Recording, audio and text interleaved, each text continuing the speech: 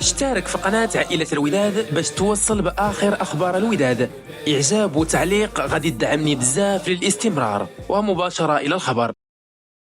أكدت تقارير صحفية أن إدارة الوداد في الأيام القليلة المقبلة تتجه لتأدية بعض المنح العالقة في ذمة الوداد للاعبي الفريق. وأكدت مصادر أن الوداد الرياضي وفي هذه الخطوة بغى يتفادى رحيل اللاعبين بالمجان في حال توجههم لغرفة النزاعات أو فسخ العقد من جانب واحد، وكذلك لرفع معنويات اللاعبين استعدادا للشطر الثاني من البطولة. نفس المصدر أكد أنه غادي يتم صرف المستحقات العالقة لعدد من لاعبي الوداد بداية من الأيام القليلة المقبلة. تصدر الإشارة لأن الوداد الرياضي ومن المنتظر أنه يبرمج معسكر إعدادي بعد نهاية مرحلة الذهاب وفي فترة إجراء كأس إفريقيا للأمم باش يستعد بشكل جيد للشطر الثاني من الموسم الرياضي. واقترح فوزي البنزرتي إقامة هذا التجمع الإعدادي هذا في تونس. البنزرتي كيحاول تصحيح مجموعة من الأمور في المعسكر الإعدادي اللي غادي يكون حسب ما أكدت مصادر مقربة من البنزرتي في تونس، هذا بعد ما يتم إعطاء الضوء الأخضر من مسؤولي الوداد تحت قيادة البرناكي.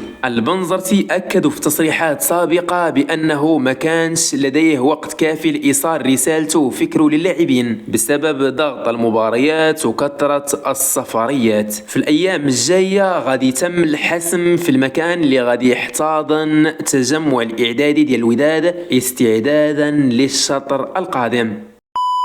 هضرات بزاف ديال التقارير الصحفيه وقالت ان عطيه الله فسخ عقده مع فريق الوداد. عطيه الله هو بالطبع ارسل شكوى للجامعه الملكيه كيطالب فيها بتسويه وضعيته الماليه. مصدر قال للكره ما يتردد عن فسخ عقد التعاقد مع عطيه الله غير صحيح. يحيى تقدم بشكوى تهم مستحقاته الماليه، الا ان الوداد ومجلس ادارته الحالي كان قد احيط علما من اللاعب بهذه الخطوه كي يضمن حقوقه حتى لا تسقط بالتقادم. عطية الله بعد هذه الخطوة رجع وأكد أنه ما غدرش الوداد الرياضي ولم يقصد النيل منه في هذه الظروف الصعبة والعصيبة، ولكن فقط لضمان حقوقه لا غير، فقط باش ما تضيعش حقوقه، وأن عطية الله غيبقى رهن إصرارة الوداد إلى نهاية الموسم. نفس المصدر أكد أن الوداد تفهم الموقف ديال عطية الله وأنه ما غاديش يوصل معاه للصراعات لأن اللاعب